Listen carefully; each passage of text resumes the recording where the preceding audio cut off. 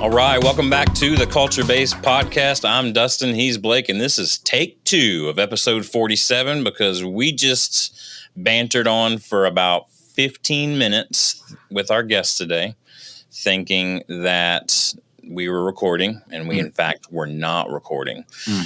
Pro tip, when recording a podcast, the recording part is a big deal, apparently. So make sure you do that. That's today's episode. Thank y'all for tuning in. Just kidding. Man, we had lots of laughs that no one will ever know but us and our guests. Speaking of our guests, today we're going to have a special guest talk about how to quantifiably track your culture. But before we get into that, I want to remind you that we're here to help leaders know what they're about, show where they're going, and develop a scalable team to get them there. If you're listening on an audio podcast platform and you have not already subscribed, what are you waiting for? Go ahead and subscribe. And while you're there, scroll down to the bottom of whatever you listen or whatever you subscribe on. There should be some kind of a star rating system. I'm more of a 5-star guy. Blake's a 4-star guy. If you could just meet us in the middle, go ahead and give us a 5-star rating review. I'm still a little shook that we discussed things that long and didn't record, but it's fine. We're going to get there. If you're watching on YouTube for real this time, I would love for you to like, subscribe, ring the bell. You can follow us on all the social platforms at The Culture Base, B-A-S-E. I had a whole thing about baseball. I'm wearing a baseball jersey today. That's how you spell base with The Culture Base. It's not the 4-string slapper magoo. It's like baseball. If you think baseball, the culture base, and then don't add ball. That's where we're at The Culture Base. You can also find us at theculturebase.com. And if you would like to discuss with us how to record podcasts and how to develop a scalable team for yourself, you can go to theculturebase.com/strategy, in which one of those things we are experts in. All right, let's get on to the show. We talk every week about how to create a culture in your workplace that builds scalable teams, but how do you measure that? Joining us today is culture expert and former SVP of culture and development for BlueTree. I don't know if it's the BlueTree. We'll let him tell us. Right here is Caleb Campbell. He's going to join us today. He's here now. Welcome, Caleb. It is an honor to be a part of a 4.5-star podcast. There it is. It's great. Great to be here. And I have to tell you, whatever that music, the little jingle is, I had to pretend I was Rocky Balboa for a few seconds. And so if I'm a little sweaty, it's because I got fired up. I was ready to go fight the Russian. Great intro there. We're still doing that today, right? It's great. Let's go Russia. No, I'm just kidding. That's political. Let's go Russia. I gotta edit that out. All right. I'll do it for you. Don't worry about it. Yeah. In which you'll do it. In which they will. They will. Oh, okay. Got it. Whoever they is, we appreciate you. Yeah. So today we're going to talk about how to quantify the metrics of culture, which a lot of people, I think, Caleb would say that this is not necessarily something that you can grasp onto. I think it's one of the reasons why so many companies struggle with it is because they go, I can't measure the success of this thing or not. And so we're going to get into that today. But let's start right out the gate, Caleb, with we know what the definition of culture is, and we have it on an index card in which we're not going to show you. But we would love to see if you could get it right and tell us, how do you define culture? The floor is yours. Well, good to know. I'm going to fail the very first test you throw at me. You have 30 seconds remaining. Half mental. Super 5, simple. 4. Culture is what makes you as an organization.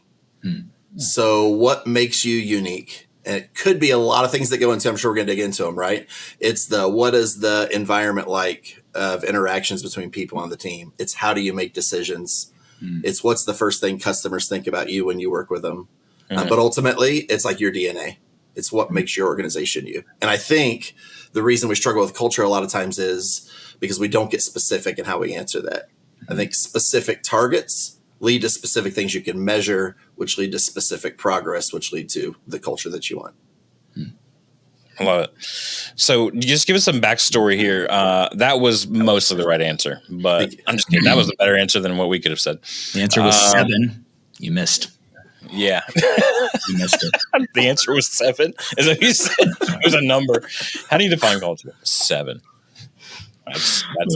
Surprisingly, that's accurate. That's right. All right. Talk to us a little bit. Just give us some backstory here about your time at BlueTree, SVP of Culture and Development. That sounds fancy. Talk to us about your time there. How big was the team that you led? What was the day-to-day like for you there? If you know anything about BlueTree, you know we were not fancy. That's the one word that would never apply to our crew that we put together. So the way BlueTree's history went was we had two guys that really kind of kicked the company off, had it running. We had our CEO, and then we had our president, who was the people guy, and he called himself the Minister of Happiness. He had to step away from the company 2 to 3 years in. And so Jeremy, our CEO, said, hey, Caleb, I think you're into this geeky stuff too. Like, do you want to dive in and help me with it? So it started out actually as a single role. I was his chief of staff, and that was my focus. It was kind of float around and just be eyes and ears as we started to grow on culture. How do we think about the things we're going to talk about today? Yeah. Eventually, we decided, let's actually put a whole team around this. Let's create a whole division separate from traditional AR, think like comp benefits, stuff like that. Yep. And these people are literally just focused on how do you create an incredible place to work? We would say a best place to work and a place to do your best work. So as we grew, ultimately at the point where we were acquired, I think at our peak, there were 4 directors on my team who led employee communication, employee engagement, employee learning, and then employee growth and development. Yep. And then we had, at the end there, we probably had another 6, 7, 8 people helping, whether they were trainers, coordinators, doing some awesome work. So that's what it looked like at BlueTree. Company size wise, when I jumped into that role, we were less than 100. We ended up around 600 people and 100 million in revenue at the end of our fun journey. Yeah. So with that, you're talking about a big team just focused on culture, which is amazing. Not everyone's got those resources, but I'm guessing like when you've got a team that big and you've just focusing on culture, you get a lot of ability to start figuring out what's important and what's not important. And so I'm curious, like you got to kind of pave the way for a lot of this stuff for someone who's a smaller team who's like, okay, if I have 4 people just on culture, then I have a company of 4. And I need to have, obviously, like, I want to have these metrics, but what kind of metrics did you guys have in place to say, hey, our culture is healthy? We started out, so I'll go big picture and then we can go more specific. We started out focusing on 2 things, which was NPS, Net Promoter Score, and ENPS. And you're probably familiar with it. For any of our listeners who aren't, it's essentially so NPS, Net Promoter Score, you ask your customers one question. How highly, on a scale of 0 to 10, how likely are you to recommend us to someone that you know, someone in your industry, whatever, right? So 9s and 10s help your score. 6s and lower hurt your score. You don't get credits for 7s and 8s. And the calculator basically goes, you take the percentage of 9s and 10s that you get, you subtract the 6s and lowers, and you get a number. So if you think about it, like anything over a 50 is absolutely incredible. You're killing it with your customers. Yeah. And what happens is it's just one question, but you have a number and you really see pretty quickly as it comes in, what is our Net Promoter Score versus the industry? You could do the same thing. ENPS is the employee version of that. You ask how likely are you to recommend someone to work here? It's a tough scale, guys. Only 9s and 10s help you, right? Wow. 7s and 8s, like they might be happy, but they're not really evangelistically promoting you. 6s and lower, there's some mess going on. They're going to hurt you as a company, right? So we took those 2 and we could geek out just on those, but we started with those 2 and we asked the one question and then we had one comment. Tell us why you scored us the way you did. So what happens is you start with the line in the sand. A year from now, we've doubled in size, maybe from 10 to 20 people or whatever. Are our customers still as happy as they were? Are we going up? Are we going down? And based on the customers too, I can see that this customer rated me this way. Well, guess what? I'm going to follow up with him right away and say, hey, you love us. How can you help us get even better? How can you help us kind of find new partners? Oh, you're not happy with us? Tell me why. What can we go back and address as a team? So NPS, ENPS, it's not the one all, but we started there, and you can do some research and find some really cool stuff about how to use it. So did you figure those out from like organically building? Like obviously NPS is something, throughout a lot of industries. Is the ENPS, is it ENPS? ENPS. So essentially picture NPS, all capitals with a little E in front of it. Yep. Gotcha. Yeah. Cool. Yep. So when you were doing that, was it like those are clearly the numbers we're going to follow right at the beginning? Or did you guys have to like come through and say, well, okay, how do we increase this? How do we adjust this at this point? Yeah. So what we did at first is we were a few years into our journey and we thought, hey, you know what? We say we take care of our customers. We probably do that pretty well. Yeah. Maybe we should ask them though. Like maybe we should make sure we're doing what we think. We think our people love to work here. Maybe we should ask them. So when we first did it, we didn't have a target. It's kind of like you get the first results back and you're really hoping, oh man, I hope this thing that we think is great is not a train wreck. Yeah. And we got them as they came in. Yeah. And then what happened is we started to identify themes that would come in with the commentary of where we were strong and where we weren't. And then that let us then dive into more specific things that we would measure. And we ended up going all the way to an incredible tool that I'll have to talk about at some point here, where we measured very specific things about our culture. And that ended up being the biggest, I would say, not game changer, but game sustainer, whatever that means, as we grew as a company. Yeah. I'm curious, why did y'all feel that the NPS, the customer side, the external side, why was that result a measure of your internal culture? So when you talk about culture, I don't think you can measure that which you don't define. Okay? So the first thing we did is we said we have to define who we want to be. Once we know who we want to be, then we can start to do all these things to make sure that's who we are and measure, right? So our very first value, which is how we define, was remember the why. So we did healthcare consulting. And our why was we want to help healthcare organizations tackle their challenges so they can provide better care to their patients and communities. It says, so everything for it, right, starts with why, right? Remember the why, all those things. Well, since that drove everything that we did, the first thing we wanted to ask was customers, are we actually staying true to who we think we are? Are we helping you take better care of your communities and patients? Because if not, then we need to fix some stuff internally, because ultimately, besides giving people a great place to spend their careers, our purpose really is to help you out there. And so even though it was customer facing, it was a reflection of who we wanted to be. Back to it's your DNA, it's who you are.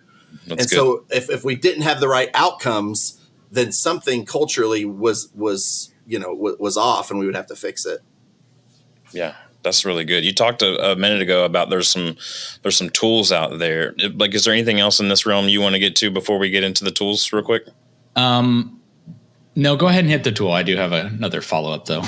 Okay. Yeah. So let's talk about, you said there's this one tool that you definitely wanted to make sure that you share with us today. I know for practical listeners like myself, they want to go, okay, this is great. I'm in. Yes, you can measure it. The NPS, the ENPS, right? Okay. What tool, what do I need? What do I need in my tool bag?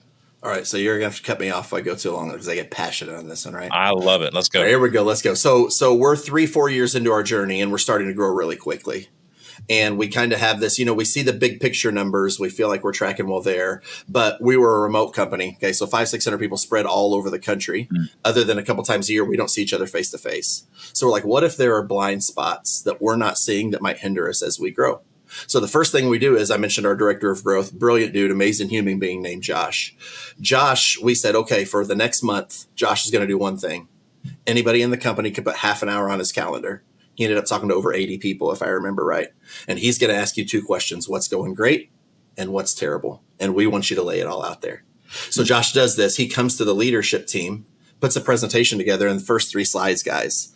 He's like, we're doing this great. And we're like, I knew it. We're killing it. First 3 slides. We're like, yeah, let's go. Let's go. Slides 4 and 5. All of a sudden the tone changes a little bit because he's talking about things where we still think we're killing it because we knew we were before. And all of a sudden now there's gaps and people are like, no, actually this is terrible. And then the 6th slide, he jumps to something that wasn't even on our radar at all. So we do this listening session, and what made it powerful is if you're going to measure or listen, you have to act on it. Otherwise, you're missing the point, right? So our CEO, Jeremy, he comes in front of the company. He says, hey, we said we want your feedback. We got it. Here's what we found. And he shared the good and he shared the terrible. And so he said, going forward, because this is the thing you said we need to address, next year, one of our strategic goals is going to be, how do we tackle this? So that was like a starting point. It's not the tool, but that led to the tool.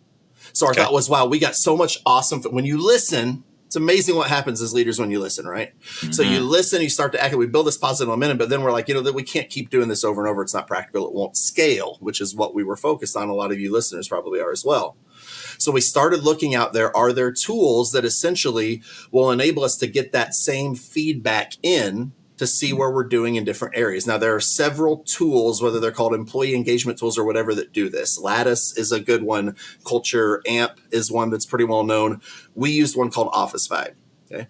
And what Office Vibe does is it sends pulse surveys, which means every other week you get a survey in your email, 5 questions that you can answer in less than 30 seconds, 0 to 5 scale. Okay. How do you feel about your compensation and benefits? All the way to, do you trust your leader? All the way to, do you think your peers practice your values? All these different areas. So what Office Vibe did is they had people from Stanford and Tech. They came together. They created 20 questions. There's a bank of 20 questions. Every other week we get 5 of them. But Dustin, your 5 are different than Blake. Your 5 are different than my 5. So data starts pouring in. They categorize for you. So our director of engagement, Kelly, another amazing talent and human being, she would keep an eye on that, and things would come in, and she would come to us and she would say, hey, I see that we're killing it on values. So at the peak of our growth, 98% of our people said they were aligned with and believed we followed our values. She's like, that is awesome. Keep doing it. She's like, vision, where we're going as a company, we're like 60%. Guess what, leaders? You probably need to do a little better job of talking about what do the next 3 to 5 years look like so people know what their future looks like. So we took this tool, and as data came in, the cool thing was you can track different initiatives. You can see how you're doing in pockets of the company. Why are we scoring one way with white millennial men, in a different way with older Latino women versus whatever it is, right? Why are we scoring one way with people who come into the office, another way with people who are remote? But that's the tool that we use. There are others like it. But last thing I'll say is, we thought when we started, it's a survey, who's going to respond? We averaged 88% participation on our surveys. And the reason was people realized how quick and painless it was, and they saw us take what they suggested and act on it. And then all of a sudden you create this positive machine of you talk, we'll listen, and we'll act, and we'll all get better together because of it. Man, that's crazy. Is it Office 5? Office Vibe, VIBE, one word. Vibe. Yep. Got it. Cool. So man, that's great. And so it's not just 5 questions that get asked every week. It's like a slew. Okay. That is super cool. Yeah. So before that, as you guys, before you got into this tool, had to kind of start feeling out like, what is that area we got to focus on to better? And you got to that point. What was the first area that you were like, we got to start working on this? Like, was it a clear, like, we need another person in because this is that important? I promise we didn't stage these questions. Such a great question, Blake. So we were based in the Midwest, wonderful human beings, and we had a lot of Midwest nice in the company, right? Very courteous, kind team. What that meant sometimes, though, is the 3 of us are also nice to each other, that when Dustin brings an absolute crap idea to the table, Blake and I are not direct enough to be like, Dustin, actually, no, dude. Or say, Dustin, like, we got to course correct on this thing. Yeah. And so one of the things that came out of that was, and this led with Jeremy and I, we're both kind of pragmatic people pleasers by nature. We're like warm personalities. So we were probably the worst at it. But what came out of it was, we need a culture that's more direct, that can have the hard conversations. It doesn't mean it's negativity. It just means we can work through the hard stuff, especially as we're growing to solve things for our customers. And so we identified that as an area. First thing we did was, at that point before that, we had 4 values. And we said, you know what? The 4 values we kind of created by saying, this is who we've been from the beginning and who we want to stay true to. We think this is important enough to our development. We're going to add this as a 5th value. So that's the first thing. Boom. Be direct became our 5th value. And all of a sudden you're sending a message that this matters, right? Yeah. Second thing we did is, Josh, who I mentioned earlier, we looked at different things out there in the industry, and we went with, there are different ones. There's Radical Candor, there's Fierce Conversations. We ended up going with one called Fierce Conversations. There's a book, and then there's kind of a coaching program around it. So we had him go get certified in it. And then we built kind of a homegrown half-a-day seminar workshop around it. And we started with our pilot group and then our leaders. And we set the responsibility, when you start working for the company, within 1 year, everyone has to go through this, basically how to be direct and have healthy conversations and confrontations and all those things.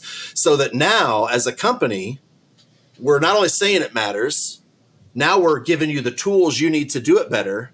And oh, by the way, we're also going to ask you on the way out the door, we want you to rate that workshop. And a year from now, we're going to look at survey data to say, are we actually better at this or are we not? Yeah. And so those were the steps that we followed. And did we ever nail it? No, it's probably still our worst of the five, but we definitely got better at it. And it helped us as a company as we grew. Yeah. In which that is like the scalability. If you hadn't got better at that, how would that have looked? Yeah. Right. Like that would have probably been super detrimental, and you would have saw all your scores start dropping.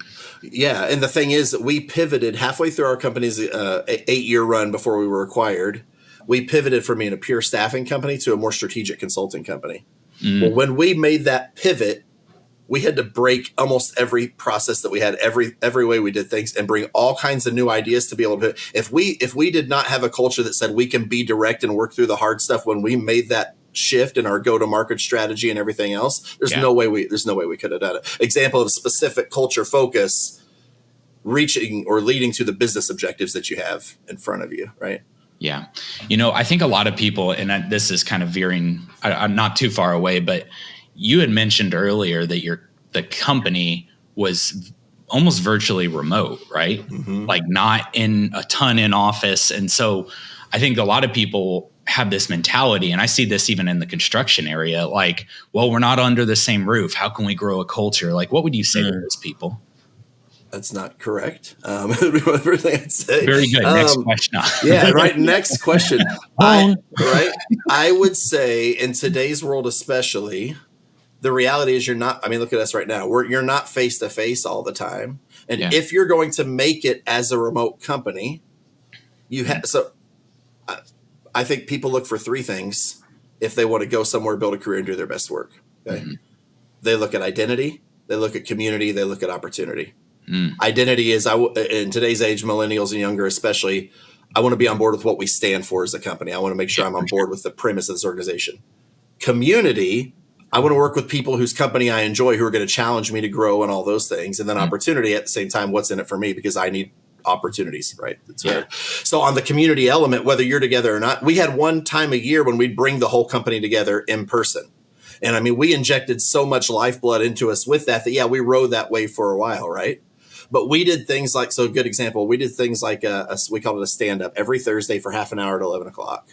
And we jumped on, and Blake, it's your company, you give 2 minutes of executive updates, and then we'd literally go, talent, give us 1 minute summary, what's happening in your world. Sales, 1 minute summary. Somebody, 1 minute value shout out right now. We have this teed up. One of our values is stay humble. We're going to spotlight Liz today.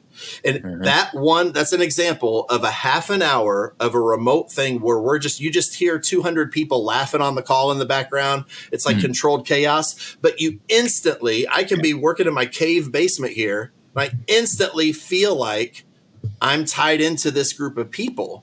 And if I just have those occasional touch points, then you do things like, okay, everybody has the water cooler, everybody has social stuff. Well, we use Microsoft Teams. And if you're interested in Harry Potter, guess what? There's a channel where you can hang out with the people and talk nonsense who are interested in Harry Potter.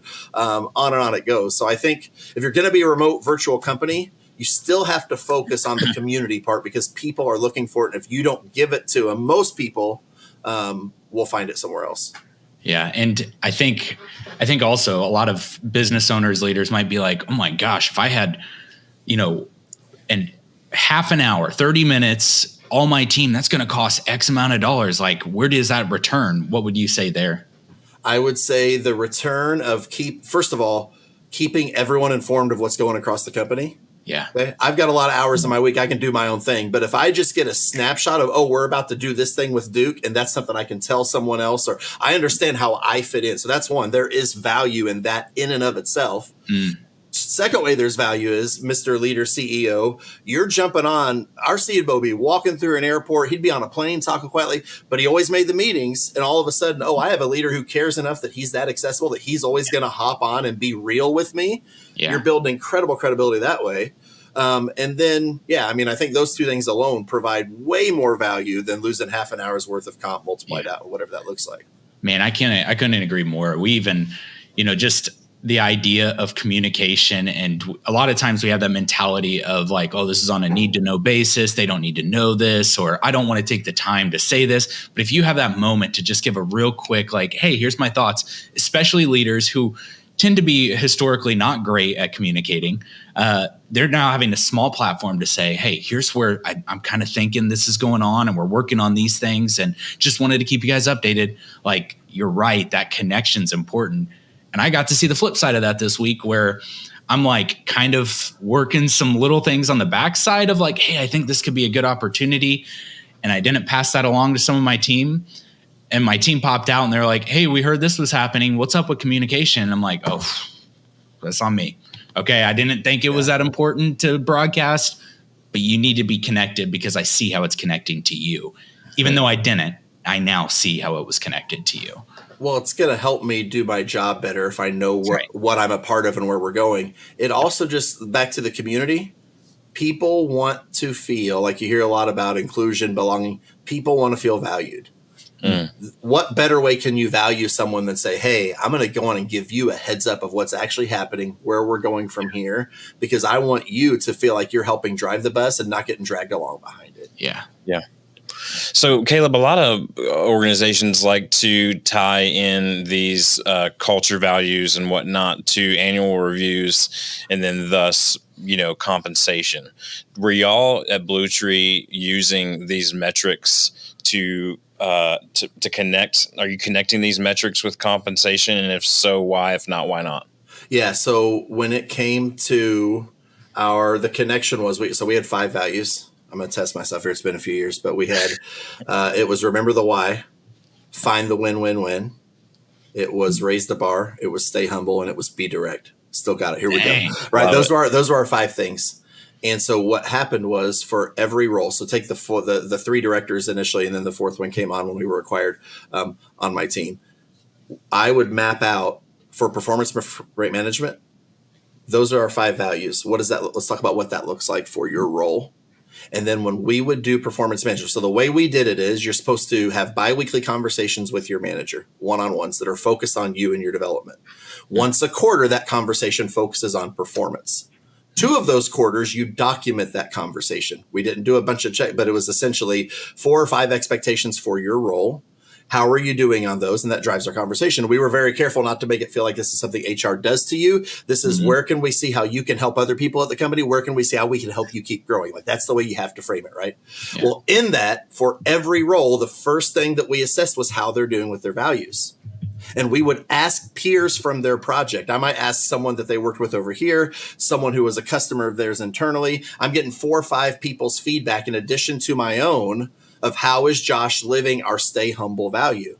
So essentially, when you then manage performance, which is what leads to decisions around raises and increases outside of cost of living and things like that, one of the data points, the first data point is, do you represent who we want BlueTree to be? Because honestly, I don't care if you're great at every other part of your job. Culture comes first because that's what drives our success. So when we assess you, we're gonna start there. I want to just, let's hear that again. Let's hit the repeat button on what you just said. Culture, what now?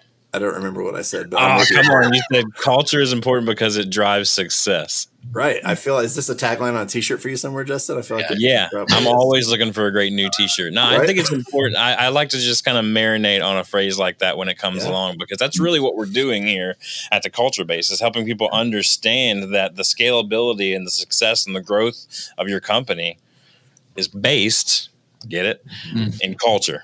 So, Blake just got it, by the way. That's the way I get it. So I think it's important for us to hear from a successful company like BlueTree that, and someone like yourself who had a big role in that culture played a role in the success. And it's not all about it's not all about the metrics in of themselves, right? It's what the metrics are telling you. Yeah, totally. I really like that you guys had the accountability when it came to their performance, but it wasn't the only thing, right? Like, I think that is a lot of larger companies, even a really massive one here locally. Their thing is did everything get recorded? Did you document everything? And so that's coming from such a compliance mindset. And I get why, because everything, like if we've got to let someone go, we got to make sure these things are documented. But really the most important thing was the last two are documented before they get fired, which sounds like now the whole point of this is all compliance and covering like a CYA, right? And so how do you have that mindset of, okay, we got to hold performance here, because like we're not just here to exist. We're here to have purpose, and we're here to do something great. So we're in the moment. We've got to cover it.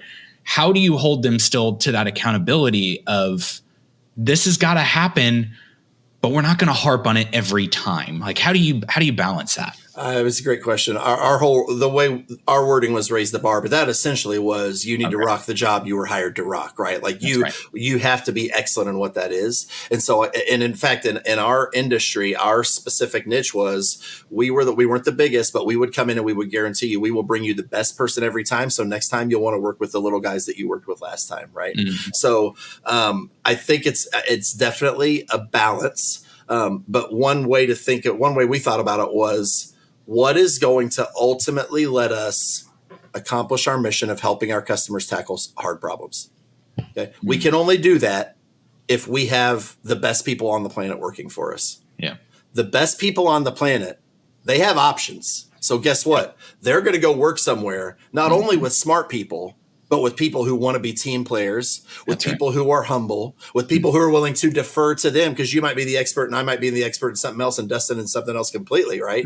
But it's always keeping an eye on, it's not just a great individual performer. The collective outcome has to be great. And you can only have that if you're focused on things like, how is this person interacting with other people? How is this person's integrity? Because a lone wolf who's great at some things but ignores all the rest is never going to build that community that you need to produce the success that our boy Dustin said he wants us to produce with culture. Yeah, man, that is good. So sticking with accountability here, you are a part of a large company. There is no chance in hell that it was all one generational status. So do you feel like accountability changes generationally? And I guess the personality of it.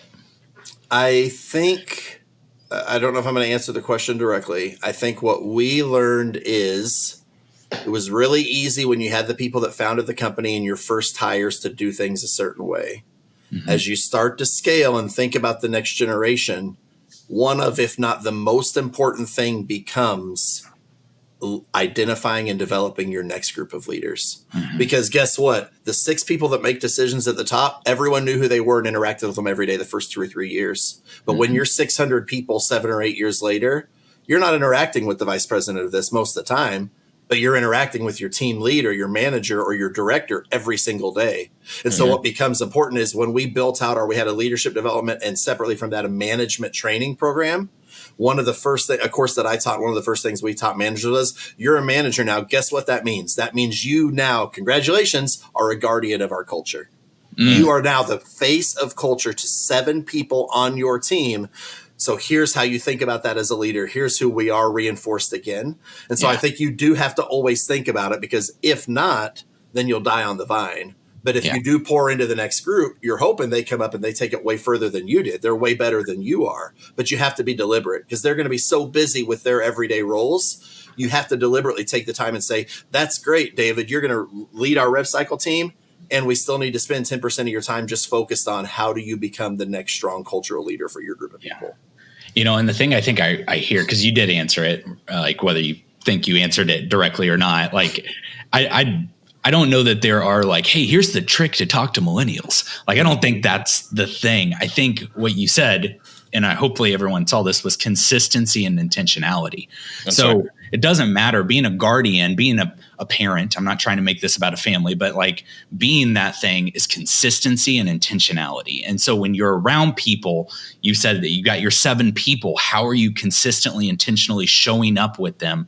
that's going to define how accountability looks. Because the way I hold one of my kids accountable is very different than the way I hold the other one. And it has nothing to do with their generational status, has everything to do with their identity and how they're working through things and growing in things. And so I love that answer: consistency, intentionality, and just being there. So if you think you can be this manager or this leader who is passive and does the things right to talk to Gen Zers because you know how to say bet and woke and all these other words, like, it's not going to do the trick like intentionality does. Man, that's great, man. And it's so good. Caleb, we could talk to you about this for hours and hours. We want to honor your time, and we appreciate you spending just a little bit of it with us today. I'll be willing to bet we'll have you back on for another episode to talk more of this stuff, because just the wisdom is in every phrase, and we're just so thankful for your time. So thanks for being here today, Caleb. Awesome to be here. And Blake, I appreciate you giving me some good notes there at the end as well. I'm going to totally rip those off and use those in the future. Yeah, I love it. I love it. Well, we'll be back next week with 7 ways to get people to work on time. Cannot wait to talk to you then. It'll be a mid-June episode. You'll feel it. You'll know it. You'll be like, this feels like a mid-June episode. And we can't wait to be with you on the Culture Based Podcast. Oh my gosh, Justin.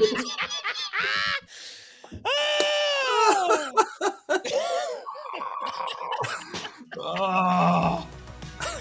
It's good. We still got 35 minutes left. We're good.